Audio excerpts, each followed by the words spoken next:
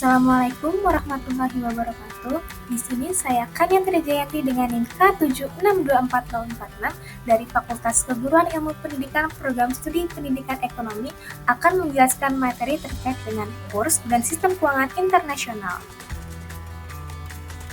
Nah, pernah nggak sih kamu beli barang impor kayak iPhone, sneaker luar negeri, atau bahkan cuma langganan aplikasi dari luar negeri dan kaget karena harganya tiba-tiba lebih mahal dari biasanya?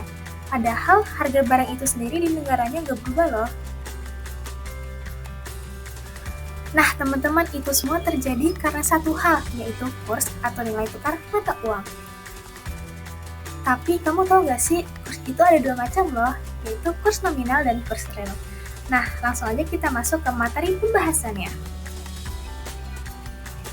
Kurs adalah perbandingan harga atau nilai dari mata uang suatu negara yang diukur dalam mata uang negara lain.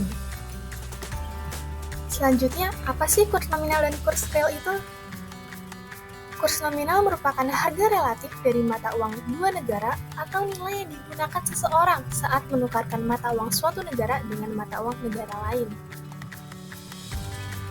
Misalnya, 1 USD dolar sama dengan Rp 16.000. Artinya, untuk mendapatkan 1 dolar Amerika, kita harus membayar sebesar Rp 16.000. Selanjutnya, kurs ini bisa berubah setiap hari tergantung, yang pertama, permintaan dan penawaran dolar. Yang kedua, situasi ekonomi dan politik. Dan yang ketiga, suku bunga. Kurs nominal dipakai untuk transaksi jual-beli valuta asing. Seperti saat kita menukar uang untuk liburan ke luar negeri.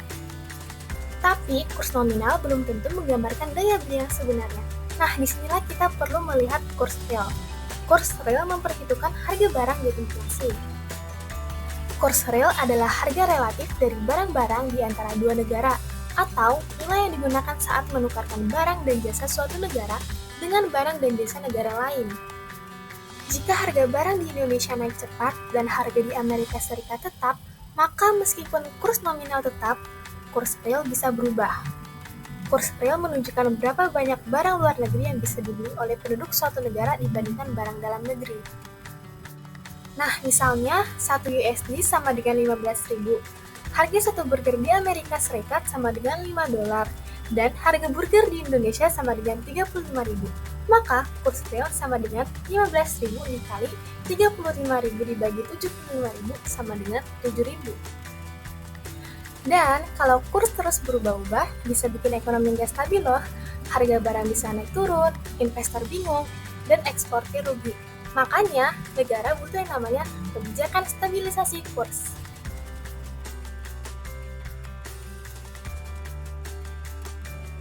Nah, teman-teman ada yang tahu nggak nih, kenapa sih kurs itu perlu distabilkan?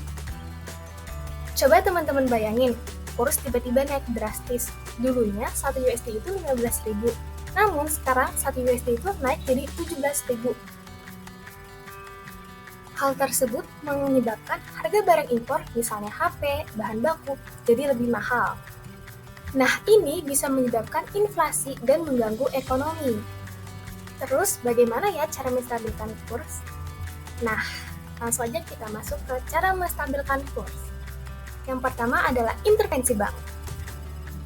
Misalnya, Bank Indonesia menjual dolar ke pasar agar rupiah tidak melemah. Nah, tujuannya itu agar kurs tetap stabil, tidak naik turun tajam.